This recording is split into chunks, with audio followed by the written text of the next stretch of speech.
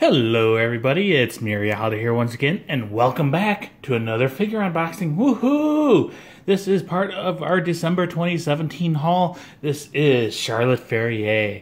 Yes, Charlotte, she is from Shironeko Quest. This is the Soul of Knights version of Charlotte, and she is manufactured by Kotobukiya. Yes, Charlotte Ferrier, Soul of Knights version, Shironeko Project, white cat, Kotobukiya. She is 1/7 scale figure. And she originally was released on October 12th of 2017. I liked her when she was prototype pictures and everything, lots of details and everything, but she was kind of expensive, so I don't know. So I held off a little bit. Then I saw recently a video of her on YouTube. A Japanese guy was unboxing her, and I looked and I'm like, wow, looks really good. And I finally decided, yeah, that was the straw that broke the back. She got bought. I ordered her on December 13th of 2017. I paid 13,100 yen for her, or $119.60. So, like I said, little on the expensive side, but she is 1/7 scale. She has a shit ton of details. She looks great so far, and I'm happy. So I decided to buy her. So there is the front of the box with a nice big window showing off the full figure. There is the side of the box with a actual picture of the figure.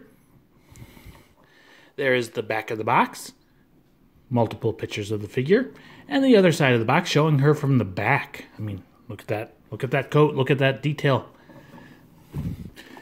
And there is the top of the box. It's pretty boring. It says Charlotte Ferrier, Soul of Knights, blah, blah, blah, blah, blah. Stuff I can't read. And there is the bottom of her box. So, yay. She looks good. Let's get her open and see how she actually turned out. Pretty excited. And now, when I say lots of details, it's mainly paintwork, and it's probably all pad printed on, but it still looked pretty good in the video I saw. Especially when you consider Kotobukiya is not always the best quality. It's a pretty thick corrugated cardboard box. Pull her out.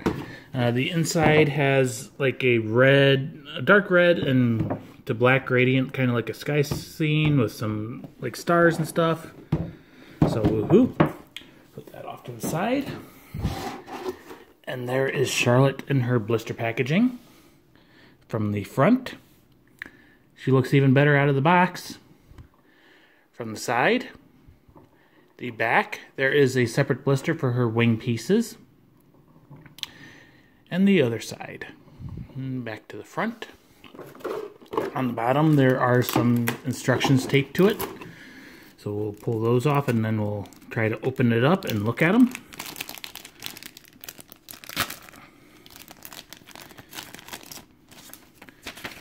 So they are simple assembly instructions showing you peg her onto the base, and then you add some special effects, and then you put her little wings in her back. And this is unique for Kotobukiya, at least in the figures I own from them. Usually they are screwed to the base when you pull them out and there's no assembly, but this one is not screwed to the base. So we'll put the instructions off to the side just in case we need them in the future, and let's get her open.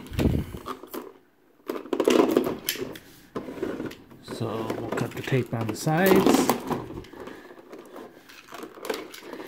And we'll cut the wing blister out too and open that one up first, actually.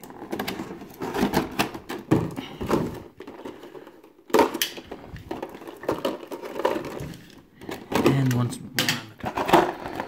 So there is just a piece of plastic film over the top holding them in. So no like extra hard plastic blister piece. So there's the one wing.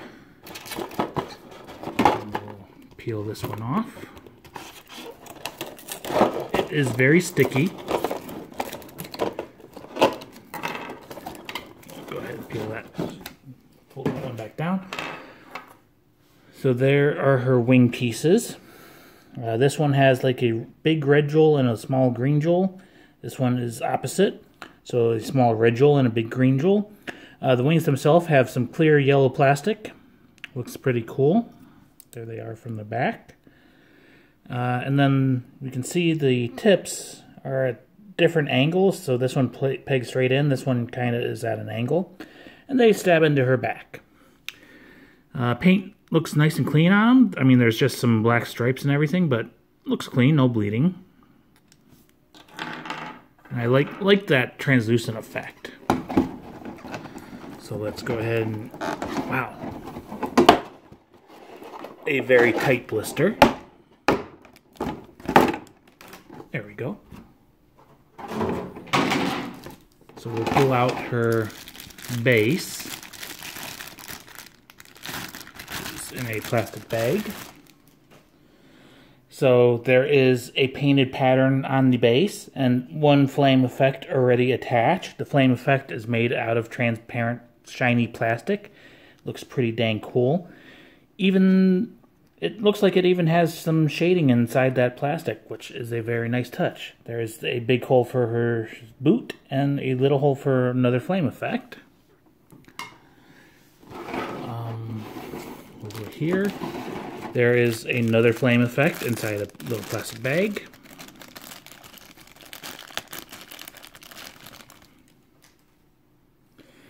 So once again, it's that same clear plastic, and once again, it does look like it has shading in there. I don't know if maybe that's just places where it's thicker or not, but it's pretty dynamic, and it looks pretty good, I think. It's got some points, but it's not very sharp. There is the peg, where it pegs into the base. And then, I think that's all of her accessories. So we'll carefully pull Charlotte out of the blister. She has tape or plastic around her foot. She has plastic separating her knees. Plastic on her one arm. And I think that's all the plastic. So now we have Charlotte. So Charlotte has heterochromatia, aka she has different colored eyes. So we've got a red eye and we've got a green eye. She is a happy girl, big happy girl smile with open mouth, and she has a little moe fang in there. She has her ear, which is nicely detailed. You can see all the little ribs and everything inside of it. The hair is kind of a lighter golden color than all the other gold on her, so it does throw it off a little bit.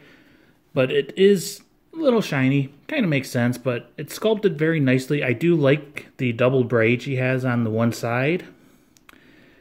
And little ponytail at the back of it. And I didn't notice this when I bought her, but she even has a little hair ornament as well, a golden one with a little red jewel wrapped around her ear. The standard seam line that you always see on figures with the fringe doesn't really appear to be present. Though we can see where some of these extra little ahoge things were glued on after the fact.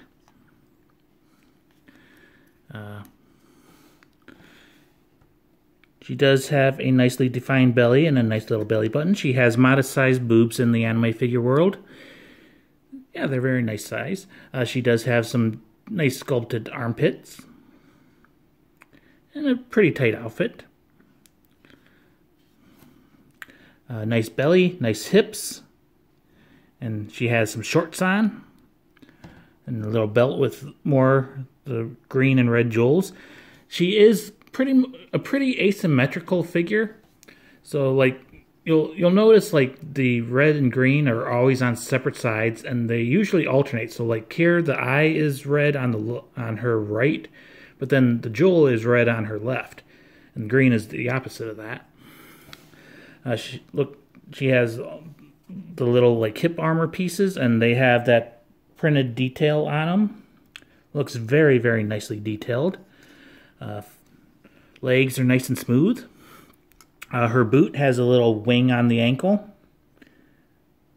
Nice high heel. You can see the big giant peg and another little peg on the heel.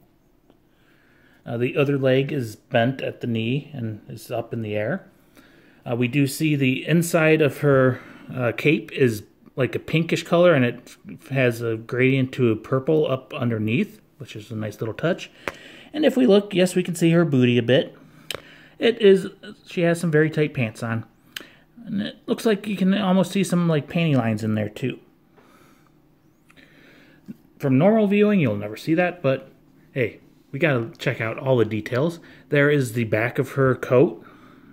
And we got the same design crest thing that is on her base. Once again, I think this is pad printed on, so it is very sharp and very clean. I'm looking, if we look real closely around the like gold trim on her back, like in the corner, there's just a hair of paint bleed, but it's nothing you'll ever really notice unless you're purposefully looking for it and you put your eye right next to the figure. So I think for Kotobukiya especially, this is a very, very good figure, a very well done figure. There is her hand. She's got a little finger up like she's beckoning you to come fight her. Her other hand is balled up into a fist. And she has gauntlets on and everything. And I also like how her cape is like shredded around the bottom of it. So you can tell she's a warrior. She's been in a battle. And yeah. Only real complaint, the hair is maybe a little bit lighter of a shade than the prototype was. So let's go ahead and get her on the base. So we'll tilt the camera down so we can see what we're doing. So you can see there is the big square hole, and then the flame has a little hump that goes under her heel, and then there's a little hole in the back. And she just slides right into it. It's a pretty snug fit, but it's not super tight or anything. And then we can take the little extra flame effect and peg it into the base as well. It's keyed so it only goes in one way. And it kind of has the flame effect now swirling around her. Then we'll go to the back. And we can see on the back of the belt there's the green jewel and the red jewel, and they have the peg holes in them. And once again, they are keyed. This one is kind of in an L shape, and this one's more of a square shape. So the straight peg is like the L, so it goes on this, in this hole.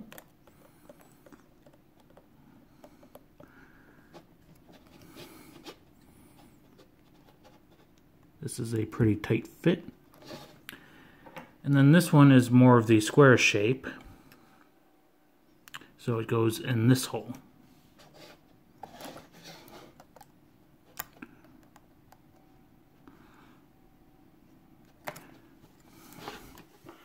Camera is in the way. There we go. So there's her wings attached to her back. Nice little touch, nice little detail. And it just adds a little bit to her for when you view her from the front. This one is kind of hidden in behind her, but then this one is sticking out to the side. So let's get her up on the turntable. And bring that a little closer. Tilt the camera back up so we can see all of her. And now we'll do a nice little spin around. So I love her happy girl smile face. I love all the details and, you know, the sharp armor pieces and everything looks great on her. I love the little flame effects too. So we'll do a nice little spin around of her. And yes, she looks good. And I also like the inside of the cape, surprisingly. The coat, how it's pink and not black. It's just very, very nice colorings and everything. And as I said, she is quite asymmetrical in the green and red jewels and eyes and everything. I'm not really sure what this little red ribbon around her back is. Doesn't really make sense as to what it is, but is attached to little clips on her top. Yeah, like I said, overall, especially when you consider this is Kotobukiya, who usually has some issues on the final paint job, it is very sharp and clean, very nice looking, and I am very happy with her. Nice close-up of her. Do a little spin now. So yeah, this is Charlotte Ferrier, the Soul of Knights. She is from Shironeko Project, manufactured by Kotobukiya, and is a 1/7 scale figure. She was released on October 12th of 2017, and I ordered her on December 13th of 2017. She is a little expensive at 13,100 yen brand new from Amiyami, or $119.60. But yes, I am happy with her. She caught my eye, and she just, yeah, look at all that detail. I'm happy. Anyways, I hope you enjoyed. I'm out. Bye-bye.